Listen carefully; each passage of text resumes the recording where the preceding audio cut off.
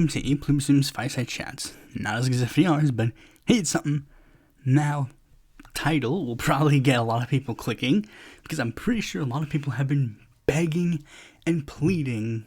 Actually, no one has, but a lot of you have probably thought in the back of your mind, when is he going to talk about this group?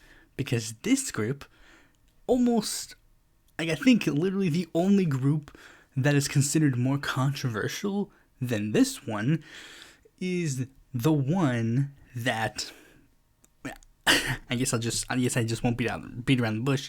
The only one that is probably more controversial is Justice Democrats, or maybe even just the Working Families Party. But either way, those are probably the most controversial ones, which is why I'm starting off the year with this group, because again, what better group to start off with at the beginning of the year than this one? But before we get into that, let's get right into the news.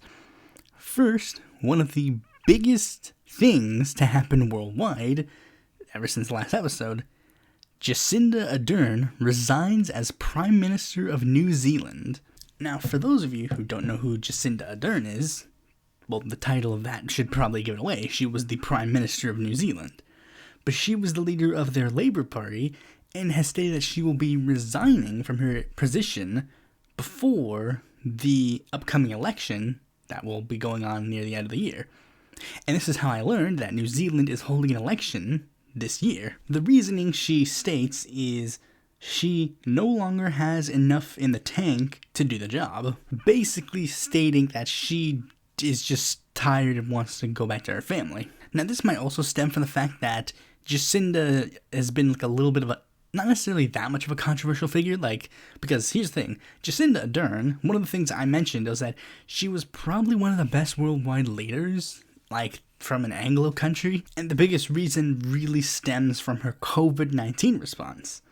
Her taking, literally some of the best strategies in regards to COVID-19. But what that means is that people who are not necessarily supportive of stricter things regarding to COVID-19 would probably be a bit more, have a bit more of a problem with her. And sadly, if you look at polling, her party is not necessarily doing the best right now. I don't know if there was this big scandal, and I'll probably talk about it when I inevitably want to talk about this one, because, again, this is literally, I just learned that New Zealand will be holding elections next year. I mean, not next year, this year. And this is where I'm going to be asking, a question to the audience. You see, if you go to my community tab, you'll notice that there's a poll, and this is where we're going to talk about something very interesting. You see, if you were paying attention, very early on, you would know that I've, been talking a lot about the idea of doing an episode on the Paraguay election. But as things have finally settled in the Paraguay election, and I'm starting to look into it, it's not really that interesting of a race. So what I'm going to be asking the audience is, do you want me to scrap that episode in favor of doing a New Zealand episode, or do you still want to see a Paraguay episode, but in addition with a New Zealand episode? And again, I should make this one thing very abundantly clear. The Paraguay election, there is basically nothing interesting to talk about. And to be fair, the New Zealand one, there isn't that much interesting to talk about either, but I think it has a little bit more interestingness just based on certain candidates that are running. Partisan makeup and such. The Paraguay one, most of their candidates are basically just kind of boring, but basically the New Zealand election, it becomes interesting if you only even notice, if you just look up the New Zealand parties, you'll see at the very least one party that strikes you as different than the others, and they are very fascinating figures, and I would very much like to discuss a little bit about them.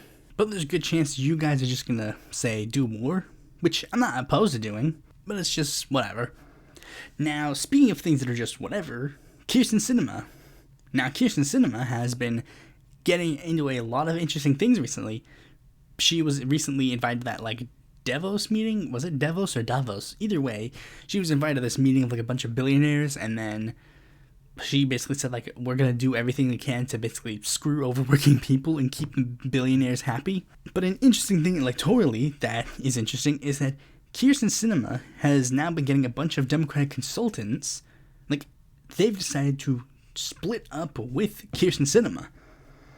Now, that in itself might not sound surprising, because it's oh, she's Like, she is not a Democrat anymore, so she wouldn't have access to some of these things.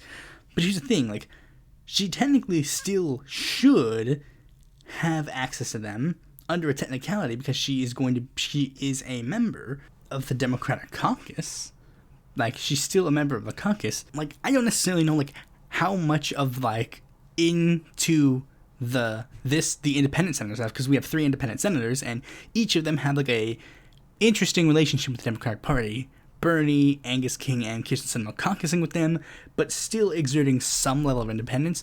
Ironically, the only one that doesn't exert, like, that much independence is Angus King. A funny thing that you'll find interesting when you realize that Angus King has literally fought off Democrats in his, like, tenure. Like, during his 2 Senate elections, he ran against a Republican and a Democrat. And yet he exerts, like, the least amount of independence between the 3 senators. Like, Bernie will, of course, rally against the Democrats from their left, but also he doesn't have that much independence from them due to the fact that the Democratic Party in Vermont basically just bends the knee to Bernie. But Sinema is not getting any of these Democratic consultants, which has raised some eyebrows, except when you remember, oh wait, and by the time that this episode comes out, it probably has already been confirmed that Ruben Gallego is going to be running for the seat. Like, it was basically guaranteed ever since Sinema started, like, being mean and, like, not doing what Democrats in her state wanted, and basically being, like, bending over backwards to do everything the Republicans wanted. Like, it's been evident from that point that she was going to be facing a primary challenge, and it was very evident that it was going to be Ruben Gallego. Like, Ruben Gallego was literally, like, fundraising. Like, he was sending fundraising, like, tweets and stuff saying, like, I haven't made my decision yet, but donate the money now. To be like, it's like, dude, if you're donating money, you've already made up your mind. Like, it's pretty evident that you are going to run against Kyrsten Sinema. Like, it was pretty clear that Gallego was basically being groomed to run for this seat. And I'm pretty sure that begs a lot of questions for a lot of you progressives out there. Is he any good? To which I will say, like, he's no Sinema, 100%. Like, he is no Sinema, and if that's, like, your first, second, and third priority, then by all means, he's your guy. If you're looking for a progressive option, you should probably be looking at other races then, because the fact of the matter is, like, I mean, as much as I don't want to say it, Gallego's literally the only option. No, and when I say that literally, I mean literally, like, nobody else is being talked about. Like, Gallego is the person, and it's, like, one of those things, like, the reason why he was, like, he's set to announce Monday, like, when this episode comes out, and he's probably already announced, you've already seen the announcement video, but it's, like, the reason why he's announcing this early is literally so that he can get everybody to be, like, back him, and push everyone else from even considering running. He's not, like, particularly bad.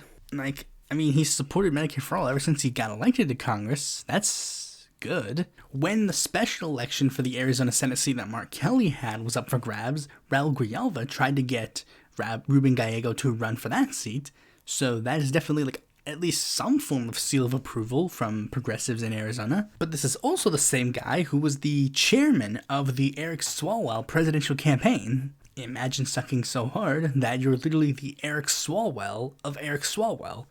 For those who don't know, Eric Swalwell was interesting because he was the only member of Congress to not endorse Hillary Clinton or Bernie Sanders in the 2016 election.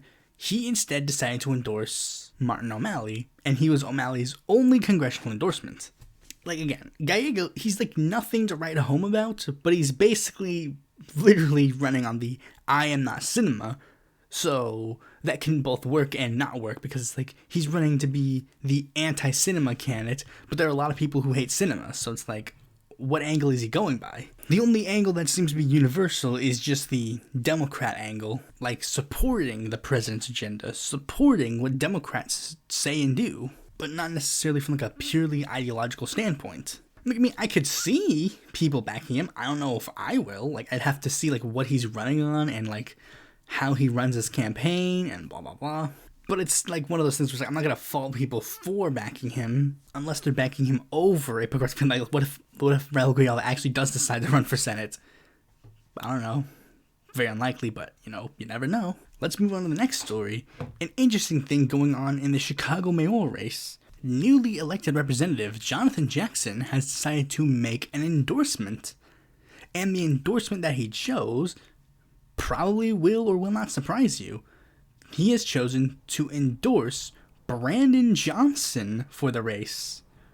And that came as a little bit of a shock to me, considering that Chuy Garcia backed him and was basically considered like the last thing to get Jackson like over the threshold. Like Jackson was already pretty much guaranteed not guaranteed, but like to win, but it was definitely seen as the favorite. And then like Chuy Garcia's endorsement basically like, pushed him like a little over the edge. The reason why he stated that he's endorsing Johnson instead of Chuy is because Chuy entered one of the big things that even I've acknowledged, even though I'm a Chuy supporter, is that Chuy entered the race too late. The race was already in full-fledged, it was already, chugging along by the time Chuy entered in. Chuy entered in basically, right before the filing deadline. And Jackson has already basically admitted, he has a lot more in common with Johnson than Chuy. He says he admires Chuy, he loves Chuy, as everybody in the Chicago progressive movement does. Everybody says that. And then they also, run these, very big ads against Chuy Garcia. And, basically, retweet, criticism pieces of Chuy. It's yes, that's kind of, a big thing. Not saying they shouldn't, but I'm just saying, it's always an interesting, merging of the thing. And this is a thing that I literally told people at the time that Chuy was slated to announce his candidacy, that basically everybody just pretended didn't exist. Everybody who was not in Chicago, I'm not in Chicago either, but I acknowledge this, everybody in Chicago who was in the progressive movement was already aligning behind Johnson. And then Chuy entered the scene, basically last minute. His momentum went to Johnson. So now, Chuy's in a very big bind. Chuy now has to run to people who are not necessarily of his, ideological ilk to get support, and that has led to a bit of a severing between him and Chicago's progressive movement. Many of them either jumping to Johnson that weren't already on his side, or solidifying their support for Johnson.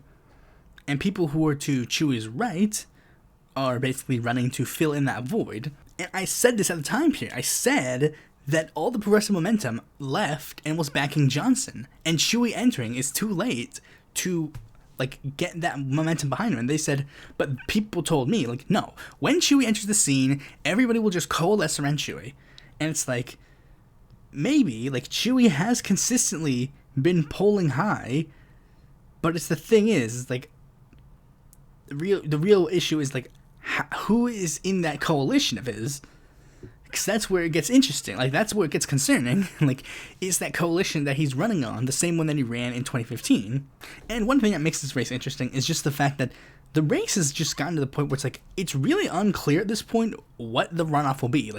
Almost everybody, we're in the stage where it's everybody knows that Chuy will make it to the runoff. The question is, who is going to make it to the runoff with him? The only people that we have seen actually legitimately get close is Johnson, Lightfoot, and Vallas. And that's the thing, that we're now seeing the point where it's who of these three will make it to the runoff? Because this will pretty much determine how and if Chuy wins. Because it's if Chuy makes it to the runoff with one of those two, the progressives will just run back to Chuy. But if it's Chuy v. Johnson, it's what happens now? An absolute win either way. I mean, for the most part. But the thing is, what happens then? Will the progressives stay behind Johnson, or will they just basically go, okay, yeah, we were supporting Johnson up to this point, but it's time to back Chuy now? Or is Chuy going to become the new candidate of the establishment? And another problem arises with his House seat. What happens then? Everybody makes the point, oh, the Democrats need all the members of the House they can get, but it's now Chuy is running to leave the House. That's one thing, but then it's who ends up replacing him? Most of the Chicago progressives are already, they're either focusing on the mayoral race, or they're focusing on being reelected, who will then end up being in his seat. which has led to a little bit of a conspiracy theory that Luis Gutierrez will probably run for the seat again. Because people originally thought that the plan was that Chuy would run for the House seat, and then Gutierrez would run for the mayoral election, and then rally up the support there. That didn't end up happening. So what happens now?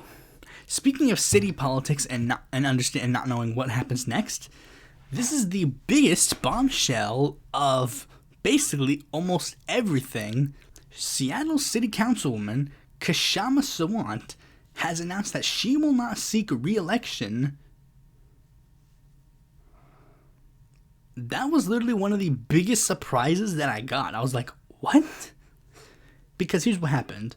Like, right before she announced that she would not be running for re-election, she was, like, making this big stink about, like, oh, the AOC and the squad are sellouts, blah, blah, blah, you know, the typical spiel.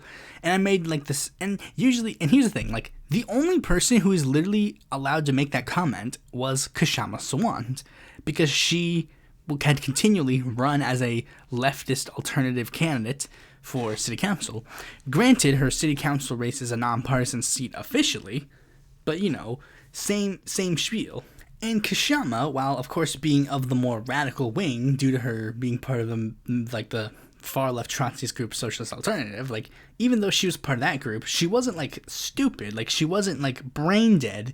She knew when it was time to support like Democrats and when it was time to support like outside of the two-party system. Like, she endorsed Bernie Sanders twice, and I think she's backed a couple of Democrats for other offices, but like very rarely. Most of the time, she spends her time rallying outside the two-party system. She even took it one step further and announced that her and Social Alternative would essentially try to take over DSA.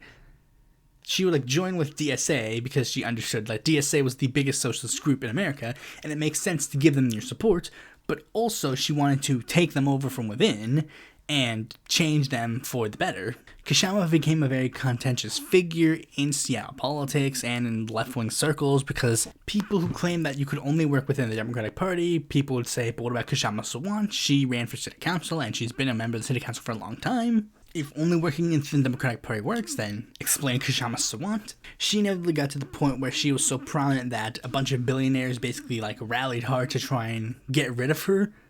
And then people made a joke nowadays where it's like, imagine making all that stink about the recall and then just dropping out in your next term. Now, the biggest question that everybody had after this was, why? Like, why drop out? Why not run for re-election? Well, I think it boils down to a couple of things. One, many people say they're worried that she might not have a chance of winning anymore, because people saw how much money was spent in that recall election and how much money was spent trying to get rid of her before that recall election. Maybe she just doesn't have the power and momentum behind her that she once had to continue winning elections with that much pressure. That is especially prevalent when you combine it with theory 2, the fact that she has sort of like distanced herself from the rest of the left. You see, as I mentioned before, Kshama Sawant is like one of the only minor party candidates that have actually managed to win an election. So it's like she does have like a difference in strategy between her and a lot of the mainstream left in America nowadays, which are basically universally focused on DSA strategy, especially since she has been very critical of the members of Congress that have been elected under this strategy. Like, she's been going around saying like the squad are frauds, like she's been like part of the fraud squad thing. She's sadly incredibly stupid when it comes to force the vote. But the biggest one actually comes from Kshama Sawant herself, which is sort of a little bit of a combination between these two things. Kshama Sawant announced that she was forming a group known as Workers Strike Back. Now, what the organization is and what it's supposed to do is apparently like a little bit of a unknown. Like, I've heard some people describe it one way, but then like a comment in the thread where they explain what it is, they'll say, wait, like someone will go, wait. When I read it in this news article, it didn't sound like it was this at all. So what is it? Well, let us go over what they demand. They have 5 demands, and I'll read them in full. 1. Workers need a real raise. Biden and corporate politicians in Congress keep giving themselves raises but can't pass a bare $15 minimum wage for working people. We strongly support the fight for a $25 an hour starting wage by workers trying to unionize their workplaces. In major cities, that's just a basic living wage. As prices skyrocket on everything from food to housing, we need at least a 20% raise for all workers with an automatic cost of living increase above inflation going forward. Instead of long hours and multiple jobs just to pay bills, we need to shorten the work week with no loss in pay and benefits. We work to live, not live to work. 2. Good union jobs for all. In the richest country in human history, with corporations making obscene profits, there is no reason we cannot have good union jobs for all. Unions are the key tools workers have to fight the bosses for the things we desperately need. Organize the unorganized, unionize Amazon and every workplace. We need to rebuild a fighting labor movement that arms itself with clear, bold demands and is prepared to go on strike to win them. We need a massive green jobs program that can employ millions of workers in clean energy and prevent climate catastrophe. To succeed, we must take the big energy corporations into democratic public ownership because we can't control what we don't own. 3. Fight racism, sexism, and all oppression. Only the bosses profit from divisions among the working class. We need to build a united, multiracial, multi-gendered movement of working people. Fight back against the brutal anti-trans legislation in many states and against all right-wing attacks on LGBTQ+ people. We need to organize to win legal, safe, free abortions for all who need them, and racist policing. Put police under the control of democratically elected community boards with full power over department policy. Hiring and firing. Movements are how change happens. We need to get organized to fight for our rights. An injury to one is an injury to all. 4. Quality, affordable housing and free healthcare for all. We face an epidemic of unaffordable housing. The rent is too damn high. We need strong rent control with no rent increases above inflation. Fund a massive expansion of publicly owned, high-quality, affordable housing by taxing the rich. The private housing market has failed us. Take the big real estate corporations into democratic public ownership. We're dying from unaffordable healthcare as the pharma bosses and for-profit health insurance industry make bank off of our sickness. We need free, state-of-the-art Medicare-For-All, owned and democratically run by working people. 5. No more sellouts. We need a new party. The Democrats and Republicans both answer to the billionaires. That's why working people keep getting screwed.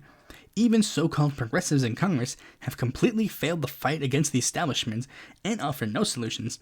We need a new, multiracial, working-class party that organizes movements and fights unambiguously for our needs. In such party, all elected leaders would accept only the average worker's wages, like Seattle Council member Kshama Sawant. We would need elected leaders to be fully accountable to our membership and our demands, or else be removed. Under capitalism, the bosses call the shots and have a dictatorship over our workplaces. We need workers' democracy and a different kind of society. Now, here's the big thing. On paper, I agree with basically everything that is said, with the exception of the even progressives in Congress have failed. I don't believe that, which will be almost completely different from when we get into the main topic. But, what I'm saying is, for the most part, I agree with what it's saying, but I'm 100% not going to be supporting this organization at all. Because one of the big things that you'll notice, the ending thing kind of makes people remember. Because this is the 5th or 6th time that we've had a left-wing movement be we need a new party. It's again. Look, at this point, it's literally with all of every single, almost every year, we get a group of people that say, we need a new party, and then they form a new party, and then it's they just get added to the list of names on a Wikipedia page, and not even that sometimes. We had, the National Progressive Party that tried to become a thing that didn't pan out. Movement for People's Party is still pretending to be a thing, and that hasn't worked out. The Justice Party, they've come and gone, literally for 5 times at this point. Look, at one point, I kind of want to stop hearing the clamor for a new party and just get a new party that actually does something. like, and I hate to use this argument. It's like, it's not time. Like, people say, like, it's a little too, like we don't have time for the part. It's like, to a degree, that's true. Like, at this point, again, it's like, like, you're not gonna do anything with any of the infrastructures that have been built up to this point. You're just gonna go, like, let's build new infrastructure. Again, can we stop this? Can we, like, actually use the infrastructure that we have? And that's my biggest problem with the left. Like, the left always wants to take the infrastructure that they already have and then just go, nah, I don't like it. Dismantle it and just do it over again. It's like, this took, like DSA, it took literally almost 30 years to get to the point where we are today. And now people on the left are going to complain again. Like, nope, just start over. Do it again. Do it better. It's like, but you're not going to put any effort to make it better. Like, here is your effort in making it better. You're going to, like, scream and yell on a podcast. And that was one of the jokes that they made about Kshama Sawant when she decided to not seek re-election. Like, she's resigning so she can just be one of those, like, podcasters that yells at the squad all the time. And that would be very unfortunate if that's what it ends up becoming. Like, and I've seen a lot of people, like, try to be, like, nice and be like, you know, it's Kshama, I'm very supportive of your endeavor. But it's like, look, I'm not supporting anything until I get results. Like, I don't care about it. Like, this is the fact. And I've said this like a couple of times. Like, I gave Movement for People's Party, the Green Party, and Democratic Socialists of America, Justice Dems, you know, brand new Congress, whatever you want, like, the people who wanted to take over the Democratic Party. Like, I gave those three people a shot. Like, build a brand new political party, build up a currently existing political party, and work within a party to try and take it over from within. I gave all three of those guys a chance, and I said, by the next presidential election, you need to give me some results. And then, by the next presidential election, what happened? Movement for People's Party was still a Movement for People's Party. The Green Party had basically imploded on itself. DSA? Members of Congress galore, members of state legislatures galore, taking over a state party galore, pushing a socialist to nearly get to the point where they were a viable candidate. Like, Bernie nearly won in 2020, in no small part thanks to DSA. And you are again going to say, no, that infrastructure, just no. Burn the infrastructure, let's just build new infrastructure from the ground up. And it's especially bothersome when Kshama Sawant could have been using this time to build that infrastructure. She could have been using this time up to this point to build this infrastructure. But she's not. She has just started to build that infrastructure. Remember freaking Joshua Collins, that one Congress candidate that was, like, doing really good and then, like, had a mental breakdown and then, like, dropped out of the Democratic Party, decided to run as, like, an independent candidate and then, like, almost ghosted everybody with his money? Like, remember that, like, stuff? I remember when I saw him, like, saying, like, he was thinking of running as a third-party candidate, and I was interested. I was like, okay, will they use this time to, like, build up Socialist Alternative? Because by that time, Kshama Sawant and Socialist Alternative had already announced that they were going to be backing him. And in Washington, you literally don't have to have a formal ballot line. Like, you can run as literally whatever name you want. Like, literally, if you wanted to run as a candidate and call yourself, like, the Democratic Socialist candidate, you would literally be able to print on the ballot, Democratic Socialist candidate. Although I think maybe, like, they had, like, one of those laws where it's like, oh, you can't run, like, as a person with, like, the same name as someone else. So, like, Democrats versus not Democrats, like, Democratic Socialists. Like, since they both have Democrat in their name, people might get confused. But it's like, he could have called himself a Socialist Alternative candidate, but he didn't. Why didn't he use that time then? Like, why didn't People's Party hit him up and be like, hey, run as a People's Party candidate? The actual building and maintaining of an infrastructure is hard for leftists to do, but the building is the fun part. Like, that's what always happens. Like, they always want to start a project, they never want to finish one. Anyways, I've ranted and raved a lot about that topic, so let's just move on to the main topic so that I don't just continue ranting and raving about it. This is one that I think we're going to get a lot of more agreement in regards to how people feel about this topic. The Congressional Progressive Caucus, a group that I guess Kshama Sawant would label as part of, like, the, like, progressives that have failed us group. So first, what is the Congressional Progressive Caucus?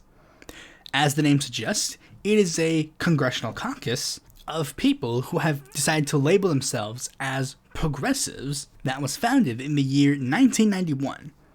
If that year sounds familiar, it's because that year had two very big things that happened, not just for the left-wing movement, but for history and politics in general.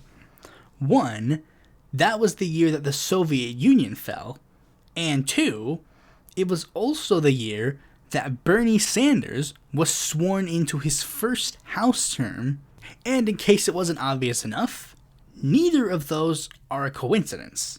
You see, with the Soviet Union's fall, and Bernie being elected to Congress as one of the first very much openly socialist candidates in a while, I say that because as you've seen from my video where I talk about socialists, not everybody who was a socialist in Congress was exactly that open, and sources are a little bit weary on who counts. Sometimes people say, oh, this candidate was the first socialist candidate since X, when in another one it'll be Z candidate was the first one since Y. And as I said, not everybody was as open about their memberships in socialist organizations.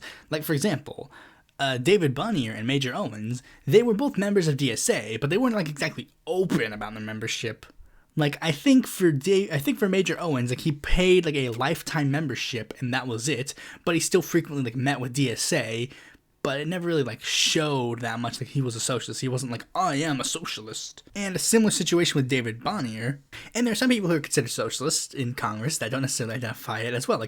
The last person to run and win an election for Congress that openly stated they were a socialist was Ron Dellums, who was elected exactly 20 years before Bernie. So Bernie's election was, of course, very notable. Also notable by the fact that he was an independent rather than a Democrat. So he was poised to be a little bit different than Ron Dellums, albeit Ron Dellums was pretty different from your average Democrat already, so add another layer to it. And Bernie was actually very hopeful with both of these things. His election, of course, cementing the idea that socialism wasn't as dirty of a word as it once used to be in America, although it was still pretty dirty of a word, and it would still be a bit until we would have a decent number of socialists in Congress running openly with the term. But he also saw the fall of the Soviet Union as a potential silver lining as well. You see, with the Soviet Union gone, he felt the Cold War is over. The US has lost its big enemy. So now the US can focus their attention to their domestic policy and economic issues and see how they could better the nation. Bernie learned very quickly that that was pretty naive, as both parties were pushing for more military spending and more funding towards things that weren't beneficial, like the police state, and more things that would hurt the poor, more austerity. Bernie saw that and was like, are you kidding me? This makes no sense logistically. And thankfully, he wasn't the only one. A lot of other members of Congress also thought that that was stupid. So Bernie then decided to join up with 5 other members of Congress, the aforementioned Ron Dellums, Lane Evans, Thomas Andrews, Peter DeFazio, and Maxine Waters, to form a sort of congressional group that would become a bit of a thorn to the side to the Democrats, much like how Bernie was a thorn to the Democrats up to that point. And that was the goal of the Congressional Progressive Caucus.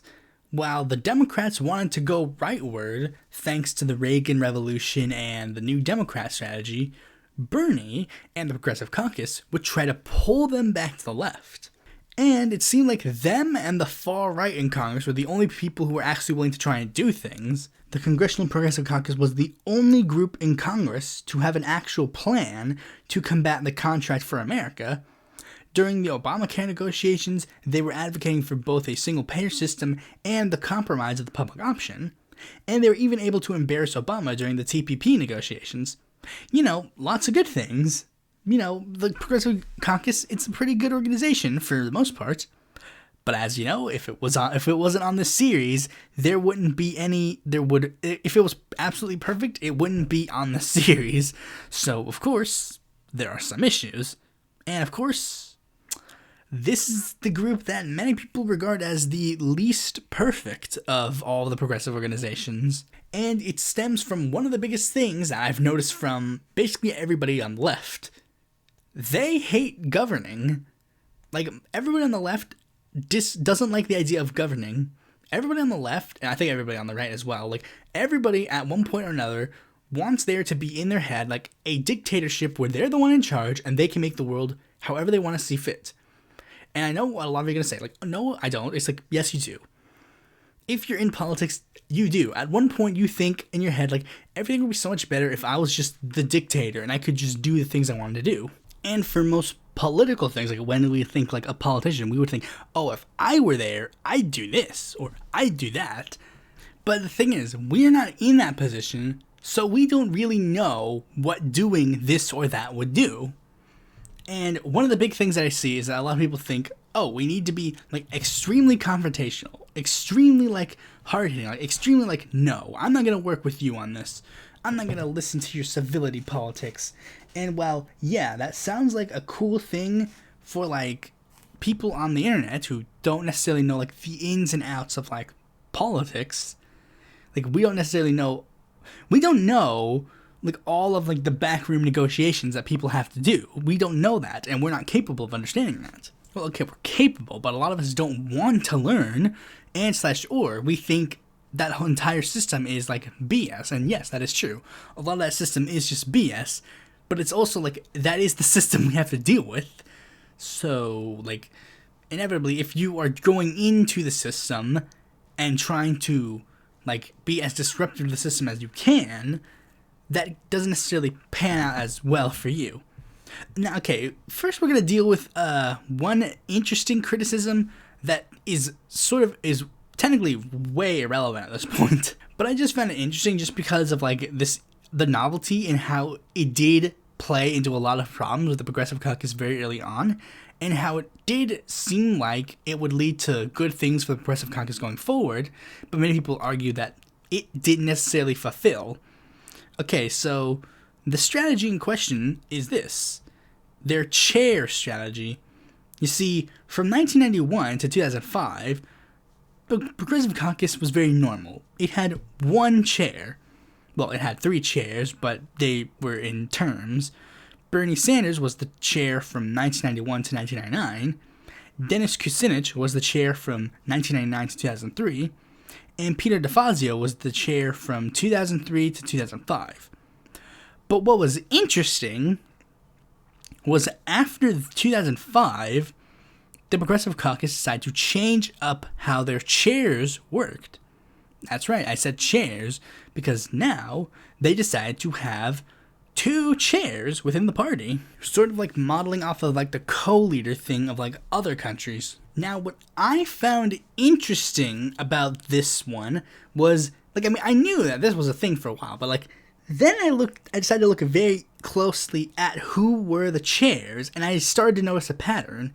Okay, so from 2005 to 2009, the co-chairs were Barbara Lee and Lynn Woolsey, and from 2009 to 2011, it was Rahul Grijalva and Lynn Woolsey. Then from 2011 to 2017, it was Keith Ellison and Rahul Grijalva.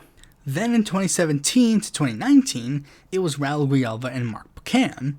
Then in 2019 to 2021, it was Pramila Jayapal and Mark Buchan.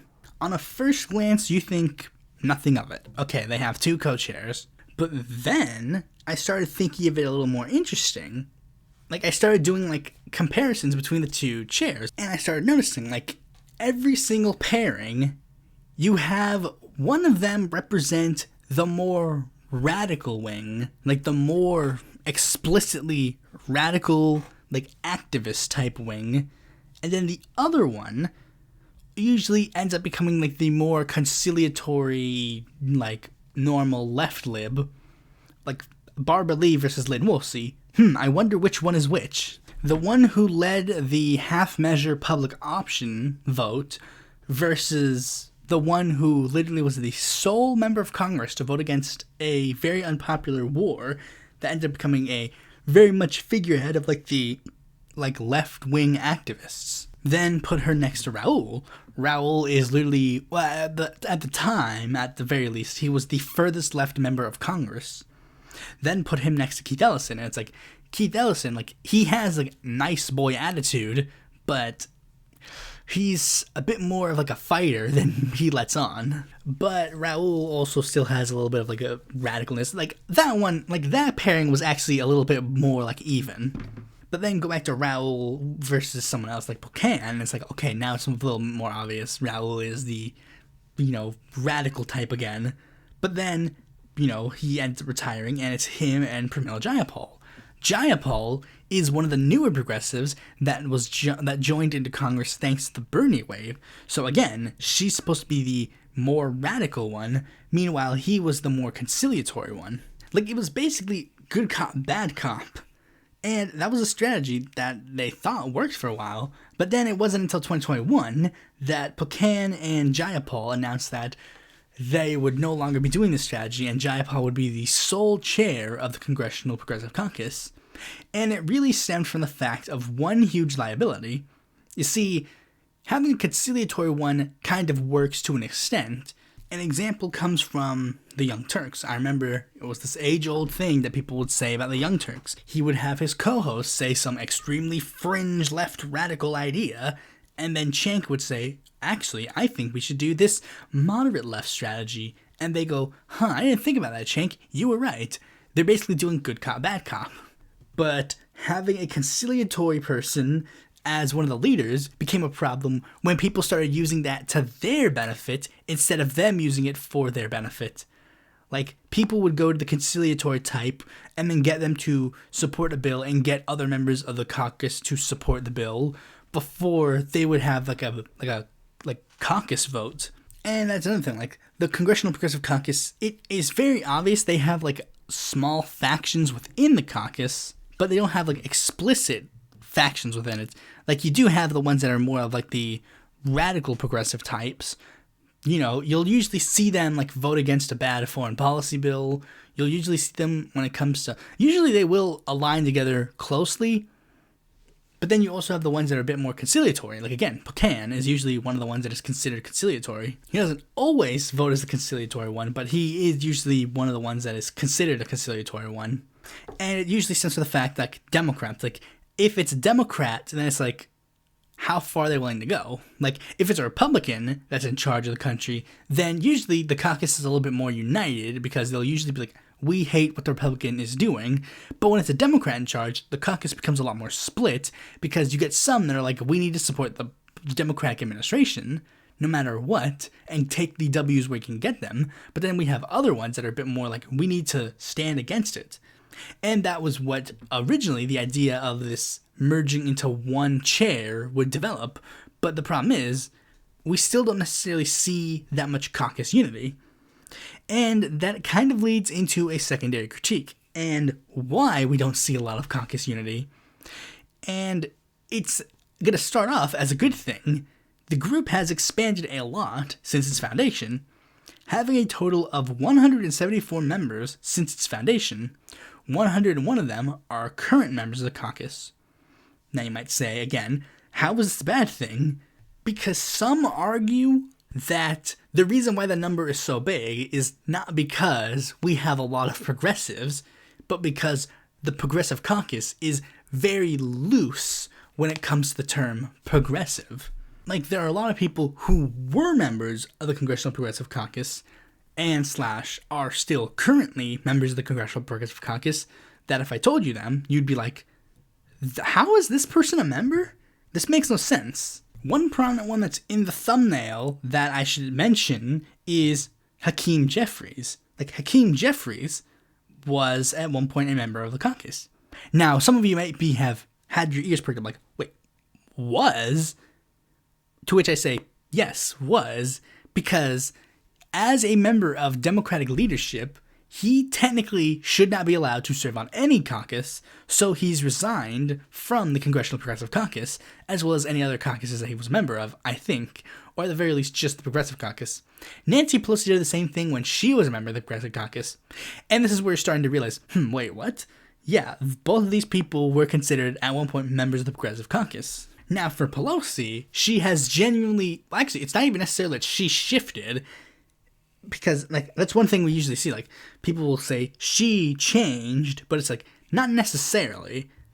It's not that she's changed, it's that what she fought for back then is what she still fights for now, but not in the same way that we would say that for Bernie. You see, Bernie sees it as, oh, what I'm fighting for back then is what I'm fighting for now, because those issues have not been solved. What Pelosi sees is those issues were solved, and or we need to change the way how we fight them. And I know that sounds really weird considering, like, back in the day, she literally supported a single-payer bill. But it's the same thing with Feinstein. Back in their days, they were considered the political radicals. But the thing is, we now live in a world where that is just not the political radicals anymore. But they still think in their mind, like, oh, we are the political radicals. But that is not a universal thing. Like, for example, 7 members of the Progressive Caucus throughout their lifetime were members of the Problem Solvers Caucus, a group started by a centrist think tank known as No Labels. And one of the people who was a member of this group would end up becoming the Progressive Caucus co-chair. Now, to be fair to Buchanan, like, he explained how he was, like, he wrote an expose basically explaining the whole thing. Like, how did he join Problem Solvers and how, like, they tricked him. Like, they essentially went to him and pitched him the plan of, like, oh, we're gonna bypass partisan gridlock, and he's like, oh, I like that idea. But then when he ended up joining that group, he found out, like, oh, when they say, like, forego passing the gridlock, you see, what I thought they meant was, like, they're gonna, like, try and actually, like, help people, but what they mean is they think that Pelosi is too far left and that they need to run to the right. And this is just like a bunch of billionaires that just want to get their moneyed interests in order. Buchanan's explained himself, but, like, a lot of them have not explained themselves and still have yet to go on the record. And some of them are current members, I think. Just did a quick glance. There's at least 3 members that are on there: Darren Soto, Stephen Horsford, and Debbie Dingell. But of course, one of the biggest caucuses that many people would remember is a very interesting one. It was the New Democrat Caucus. See, the New Democrat Coalition was supposed to be sort of the answer to the New Deal Coalition, but for Bill Clinton's New Democrat thing. And if you remember, the Congressional Progressive Caucus found itself to basically be the antithesis of that movement. Okay, if that's the case, then explain to me why there are at least 22 members of the Congressional Progressive Caucus that are dual members with the New Democrat Coalition. Now, there are some conflicting numbers because, like, certain things were, like, going on for the new Congress, but it's like, from last I checked, it's 22 people that are dual members of both of these caucuses. These are 2 of the most diametrically opposed caucuses in literally the entirety of Congress. Literally, the only thing that would be weirder is if, like, a member of the, like, Congressional Progressive Caucus was also in a caucus that had, like, Andy Biggs and Rand Paul in it. Oh, wait, that did end up happening because Jared Polis was a member of not only the Problem Solvers Caucus, not only a member of the New Democratic Caucus, not only a member of the Congressional Progressive Caucus, but was also a member of the House Liberty Caucus, a caucus that was literally supposed to be sort of like the Squad versus the Congressional Progressive Caucus, but for libertarian conservatives. Jared Polis is literally like one of those people that just like you know those, like, political compass memes that have, like, a people, like, figures, and they'll have statements, and it'll be like they have statements for literally every single quadrant. But one of the biggest things that seems to be common is that a lot of people say there doesn't seem to be any real vetting on who gets in, aside from having enough money to pay the dues. I'm pretty sure there is in real life, like, slightly more vetting, but it's like, from a outsider's glance, it literally just seemed like, can you pay the dues, and do you call yourself a progressive? Okay, then you're in the group. Now, the caucus thing is one thing, but the actual, like, issues are, like, something completely different. Like, you see, one of the first things that we'll mention is foreign policy. You see, like, as I mentioned before, the Progressive Caucus is supposed to be, like, sort of like the people that, like, go against mainstream Washington consensus foreign policy. They don't really stray that far away from it, but they definitely stray enough away from it that people take notice. But one of the interesting things that's sort of become a little bit of a troubling issue nowadays is the sort of issue of Israel-Palestine, because now we have a large amount of people who are like very much not really in the same Washington consensus on the Israel-Palestine issue, when originally in Washington you literally had to basically drag any answer of anybody from like the Israel-Palestine issue, and most of the time they would say something pro-Israeli. But now we have a large group of people, and by large I mean like 5. Is it 5? No, it's not 5. It's like 4. Like actually it's more than likely 3, 4, maybe 5 if you're being like generous, that go against the Washington consensus on the Israel-Palestine situation. AOC, Rashida Tlaib, Ilhan Omar, and Cori Bush. If you're generous, you'll include Jamal and Ayanna Pressley, but even then, like, it's generous. But they have to conflict with members of the Congressional Progressive Caucus that have been, like, long-standing Israeli allies. And we've seen members of the Congressional Progressive Caucus that have been, like, being introduced after the squad that are very much in the same vein as the old style of Israel-Palestine issues. Morgan McGarvey, who is a dual member of the New Democrat Coalition, and, of course, Richie Torres, they are very much diametrically opposed to what AOC and Rashida Tlaib and Ilhan Omar and Cori Bush stand for on the Israel-Palestine issue, and yet these two groups are supposed to work in the same caucus. And even in the same sub-caucus of the squad, you get divides because Jamal Bowman voted for the Iron Dome funding, and, you know, Summer Lee was in the infighting between like DSA and people who supported Jamal, and she chose Jamal over DSA and resigned. And Greg Casar also has taken like a bit more of a Washington standpoint in regards to the Israel-Palestine situation. But you might say, well, that's not really one of their main focuses for the caucus. Like, yeah, sure, they might buck with the Washington consensus to an extent, but you don't really, like, it's not like they have on their website, like, they are super against Israel. It's like, okay, fine, fair. But another one is the idea of progressives fighting to get money out of politics and ending control corporate PACs have on our politics. Like, many members of the Congressional Progressive Caucus take the no corporate PAC money pledge. Problem is, there's a lot of wiggle room with that label.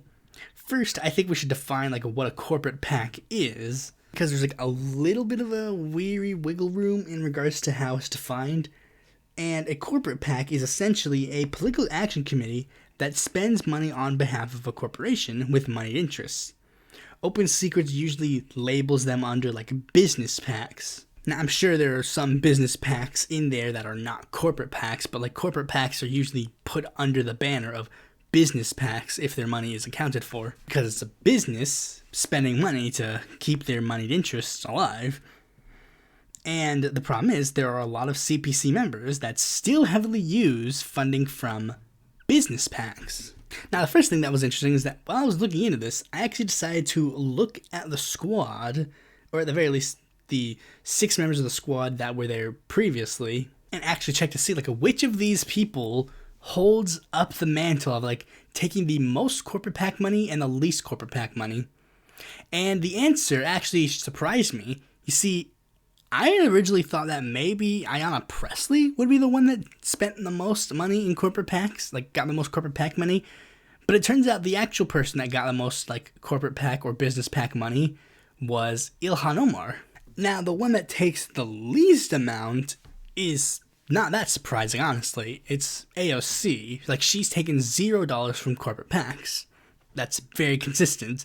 Although, there was an interesting thing that I saw where it's like, Ayanna Pressley, like, they took negative, like, something amount from corporate PACs. So it's like, technically, she would be the less, but it's like, I think she would have to, like, take money from them to then owe them money. So it's like, I guess AOC still wins. But anyways, like, the ones that are a bit more troubling is this. The 5th largest PAC recipient is Congressional Progressive Caucus member Frank Pallone Jr. 61.19% of his money, or $1,718,800, was corporate PAC money. The largest donor that he had was Dish Network, who bankrolls a ton of Republicans like Ken Buck, Mike Lee, Tim Scott, Marco Rubio, Kevin McCarthy, Ron Johnson. Also, another interesting fact, they apparently gave $43 to the Libertarian Party in the last cycle. That's weird. His second largest donors were Blue Cross Blue Shield, a health insurance agency. Congressional Progressive Caucus co-founder Peter DeFazio received 58.82% of his donations from corporate PACs in the latest cycle he ran in, $1,274,923. And literally the newest member of the Congressional Progressive Caucus, Paul Tonko, takes 78% of his money from corporate PACs. Albeit some of the highest donated ones don't seem to be too bad. The only thing that's interesting is that a lot of his top donors are in the energy industry, though it seems that at least his top two energy donors are like alternative energy. Although I think one is alternative energy and the other one isn't alternative energy. You can look it up yourself. It's all on Open Secrets. But arguably the biggest one that you should legitimately be like, wait, what? Like when you hear this will genuinely shock you and amaze you. One of the things that is like really strange and how it is weird, like how can the Progressive Caucus like not even whip them to the level of this? One of the first things that you see when you go on the Progressive Caucus's official website is all caps, universal health care. And on the Congressional Progressive Caucus PAC site, one of the top issues that they have is demanding health care as a human right. That's been one of their fights since day one with Bernie. They have been demanding that health care should be a human right. Medicare-For-All, universal health care. They even fought for the public option when they thought that would get them far enough in the issue. So you would expect that at the very least, like, even with all of the other problems, like, even if they supported, like, a presidential candidate that didn't necessarily agree with their issue 100%, that at the very least, every single member of the Congressional Progressive Caucus themselves would sit down and decide, this is our number one issue. We said it on the website right here. We all agree that this is our one issue. So you would think that that would translate to every single member of the Progressive Caucus being united in supporting Medicare-For-All. Right? Well then, I am pretty sure that every single one of us would like to know, why did 12 of their members not even support the Medicare-For-All bill in the most recent Congress? I'm not kidding. You can look it up for yourself. 12 members of the caucus didn't even support the one bill that was their number one issue, according to their website. And I'm going to list them. Rosa DeLauro, Darren Soto, Mary Gay Scanlon, Sylvia Garcia, Dwight Evans, Madeline Dean, Gwen Moore, Andy Kim, Stephen Horsford, Linda Blunt Rochester, Eddie Bernice Johnson, and Joe Morelli. Now, you may remember that Eddie Bernice Johnson is not in the new Congress, and Joe Morelli is originally the reason that I left him at the end was because he's the one member of Congress that I have to keep being reminded exists. Literally. I'll just be like on like Wikipedia or something and I'll see like Joe Morelli and I'll be like, who the heck is that? And then I'll click his picture and I'll be like, oh, it's that guy. And then 3 months later, it'll be like, who the heck is this guy? And then I'll click him again. I'm like, it's this guy again.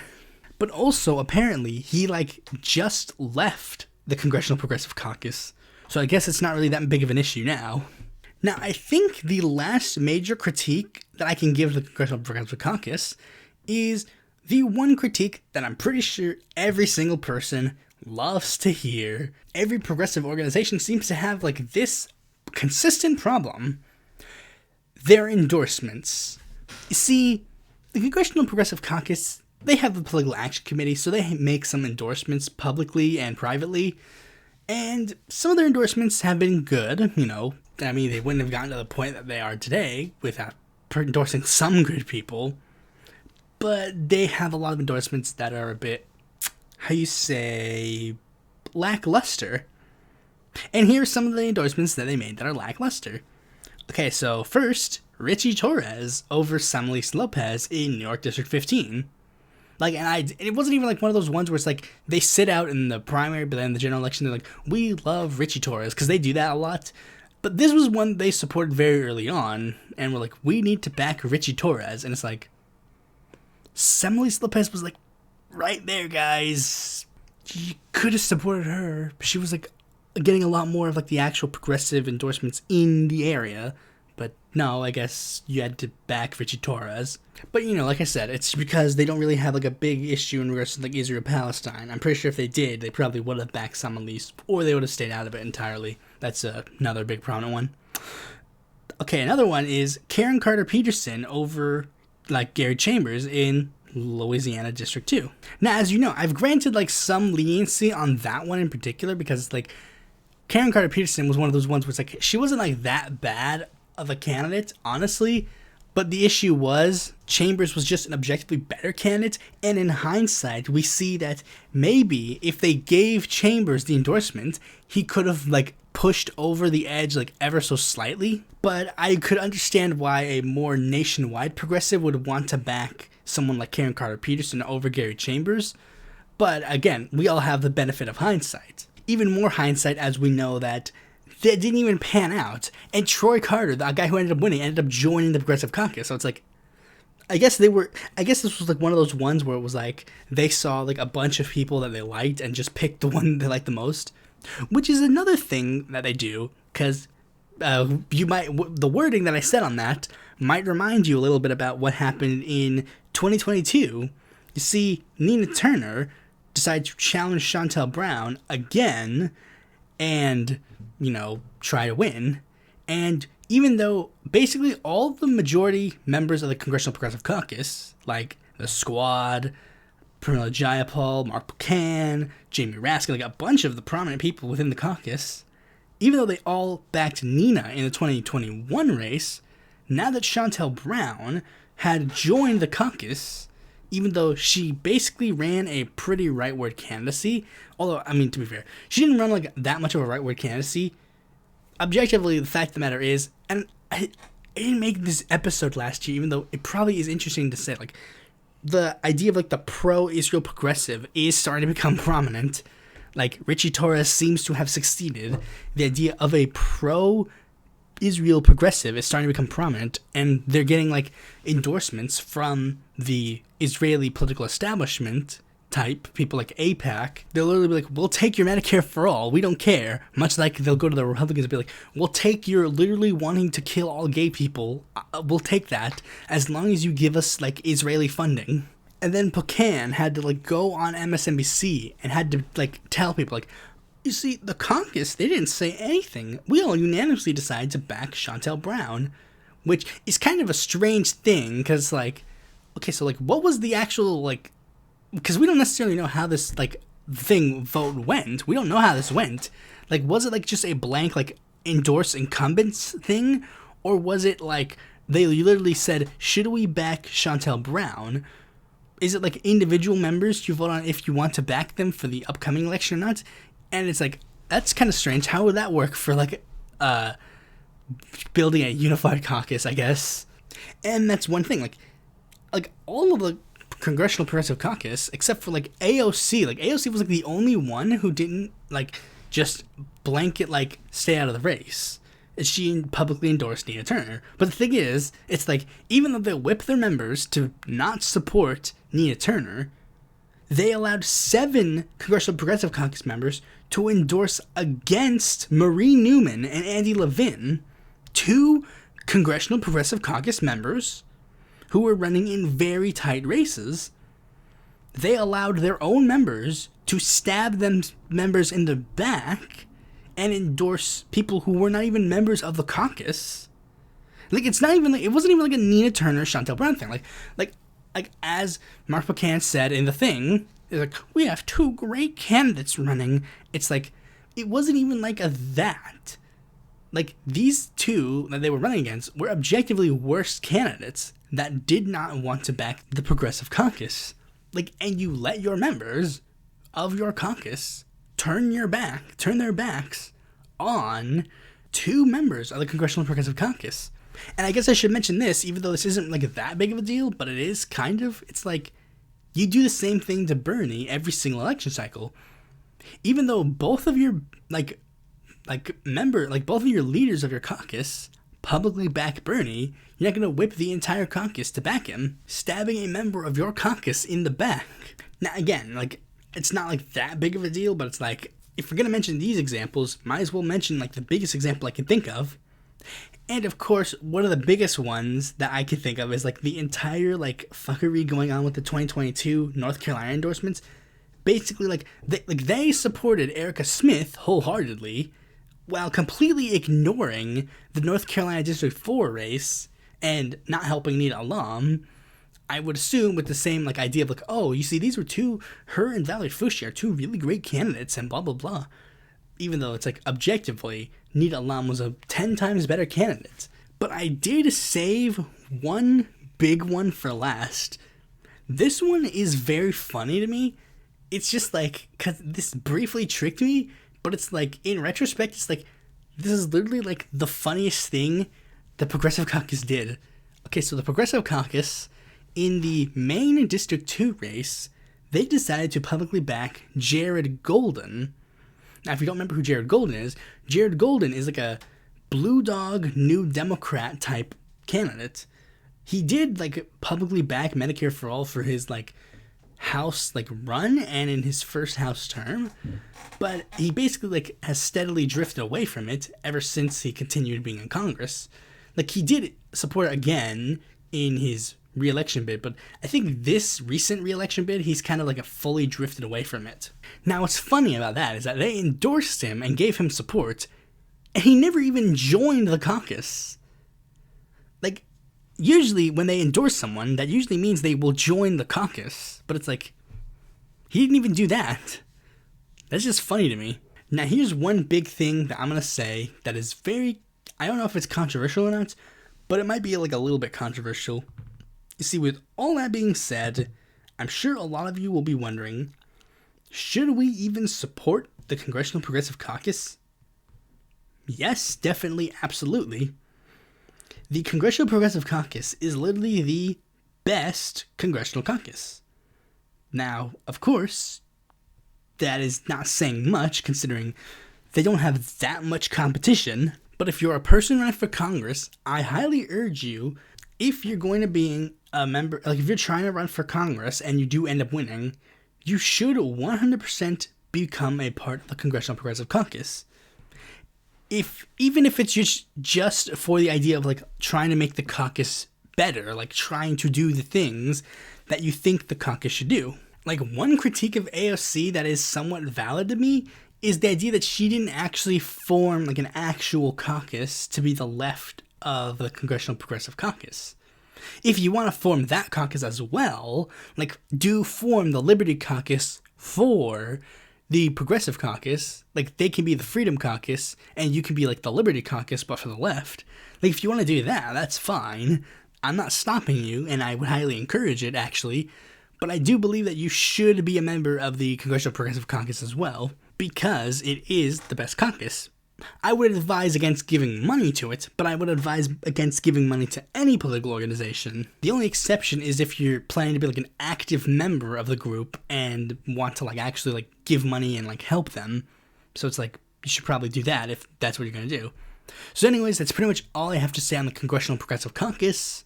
Thanks for watching this video. Be sure to like, comment, share, and subscribe, and click the bell to be notified when a future video of mine comes out. And if you want to see more content from me, you can go to my website, follow me on Twitter, join my Discord, or consider supporting me on Patreon.